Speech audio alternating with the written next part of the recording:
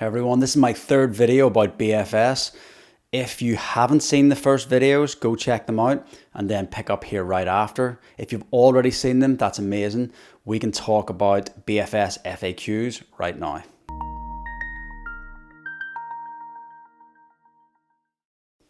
Okay, so the questions that I have written down here, they pop up all the time. They're not the only questions that pop up all the time, but it's enough for this particular video. And again, if I leave something out, write it down in the comments and we'll answer it in a part 2. But right now, let's get talking about the things that I think are always asked. So is this going to progress? No. BFS will not turn into anything bad. It is simply benign fasciculations. They are twitches. It will not turn into any really bad disease. It is what it is. It's BFS. How do I stop it? Okay, this is different for everyone. There is no surefire answer, and to be fair, most of the people that I'm aware that have this, they simply don't stop it. They learn to live with it.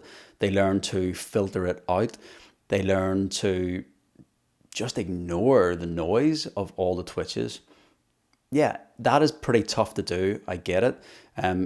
It's something that you just have to adapt to. There will come a point that you'll have to sit still or lie down to actually feel the twitches. But yeah, they're happening all the time, most likely. And you will get periods that it will slope off or it will become really, really busy. But you just got to ride that roller coaster. Am I dying? No, you're not dying. Everyone's going to die at some point, but BFS isn't going to be what kills you. The end.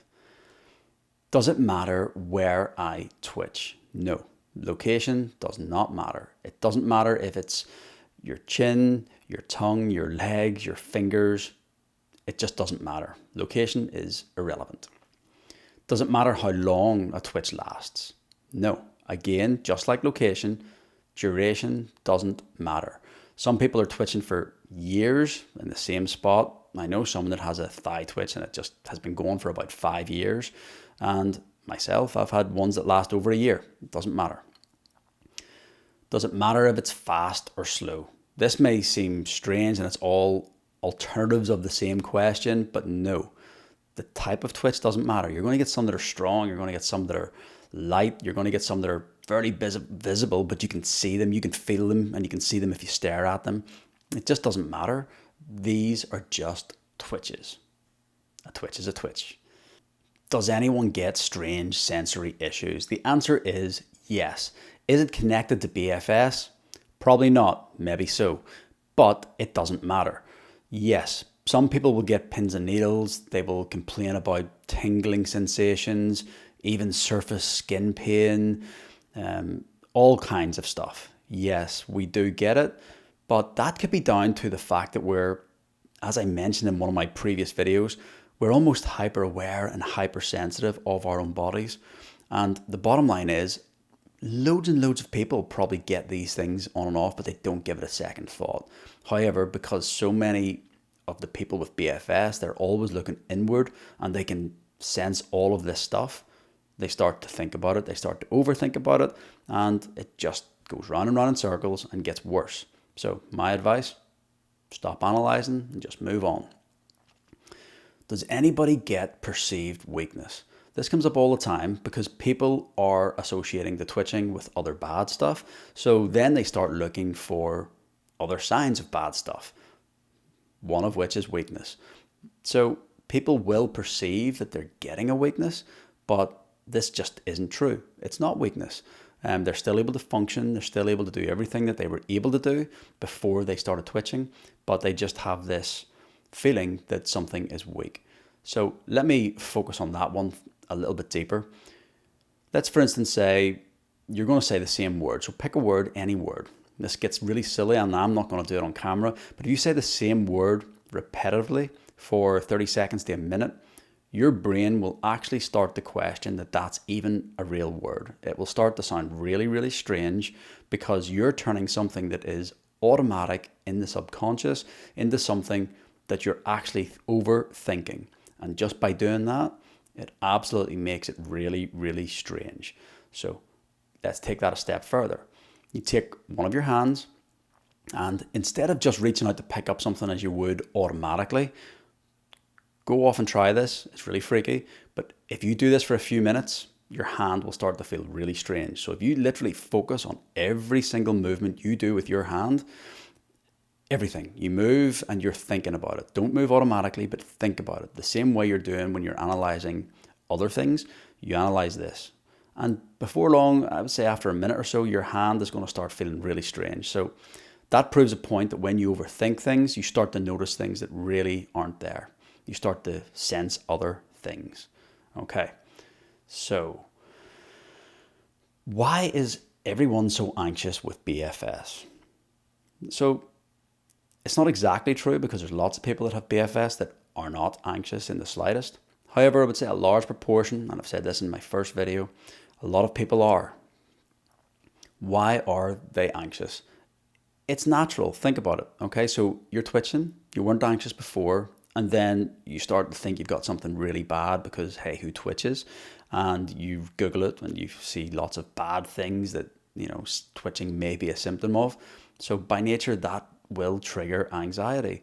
The key is to snap out of that really quickly. If you let that go on and dwell for months, weeks and months, that anxiety will build up and it will just, it'll just cripple you with anxiety. You don't want to go down that rabbit hole. Okay, so see your doctor if you're worried. If they say it's all okay, you just got to believe them and, move forward. Just ignore it. Does anybody get vibrations? This is pretty common, as strange as it may seem, but a lot of people ask, do people feel vibrations? Again, I hate to put everything down to anxiety. I don't like putting everything down to anxiety, but that's absolutely an anxiety symptom. If you're really high on anxiety and it's just been going on for so long, weeks, months, you will start to feel really strange things like that. I've been there years and years and years ago. Literally, it can feel just like an earthquake. It's really, really bizarre. And you can walk around for days and it still feels trembling, almost like a weak tremble, but it's not. It's just that your nerves and your nervous system, you're just completely fried because you're just pummeling it with anxiety, day after day. You need to lose that and you need to move forward. Just stop doing that and you're going to feel so much better. Why do I feel a lump in my throat? The lump in the throat is part and parcel of anxiety. You look it up, it's called globus. It happens all the time. So you're starting to see already that, vibrations, the lump in the throat, just all of these sensory things, all of this extra stuff, that is the anxiety that comes with BFS. I'm not for 1 minute saying that it is the cause of BFS, but it certainly comes with BFS. The anxiety is the contributing factor for a lot of this extra stuff. So you've got to get that under control and then everything else will reduce. So a lot of people self-test whenever they start twitching because they're obsessed about their strength issues and they want to make sure that everything's working. So firstly, I've said this before, just never self-test. You're going to hurt yourself. You can't self-test. You have no ways to measure clinically. It's just a bad idea. So is it normal to tremble when I do this, whenever I do that? People always ask this, and you wouldn't believe it. I mean, people are trying to stand on their tiptoes or they're trying to do whatever and they're feeling a tremble. How many people walk around on their tiptoes? How many people will do that 20 times a day? How many people will try a push-up with one arm, whatever, all this stuff? Yes, you're going to tremble because everybody in the world will tremble. If it's something outside of what your muscles are used to doing every single day and they're not conditioned to do that kind of activity, they're going to be under extra strain and trembling and doing things like that. That is a symptom of the extra strain. So just stop it. So here's a question that came up today. Again, the same thing. Somebody started twitching in their forearm, then weeks later it moved to their tricep, then it's ended up in their elbow. But here's the key point. This guy has asked me this question, a lovely guy, but he's asked me this question and here's the bottom line. He then goes on to explain that he's doing 800 push-ups in a week and, 400 sit-ups and all kinds of stuff. I mean, if you can do that, you need to just stop worrying. Focus on your working out, focus on all the good stuff in life, and just move forward. Just get on with it and enjoy it. That exercise should be releasing good endorphins into your body. Do not let stress in, do not let anxiety in, just let that good endorphin rush flow and just get that real natural high. So that's my advice. So if I have left anything out, I'm making this a real short and sweet video, best I can, but if I've left any kind of frequently asked question, just comment below and we'll make a part 2. But I think that is pretty much in the round. I think I've covered quite a lot there. You could go specifically and break things down an awful lot more, but that kind of covers the broad scope, I think. So if I've left something out, it might be glaringly obvious and I've just totally forgot about it, but leave a comment and we'll do part 2. So speak later and Happy New Year. See ya.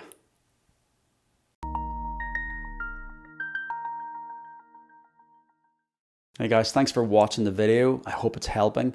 If you're bothered by anxiety, stress, muscle twitching, any of the other symptoms and things that we have discussed in any of the videos so far, hit the subscribe button and follow the channel. I'm going to keep this vlog updated as regular as I can. The idea is that I want to create an online resource that will help people that's dealing with all of those things. Okay, so until the next video, speak soon.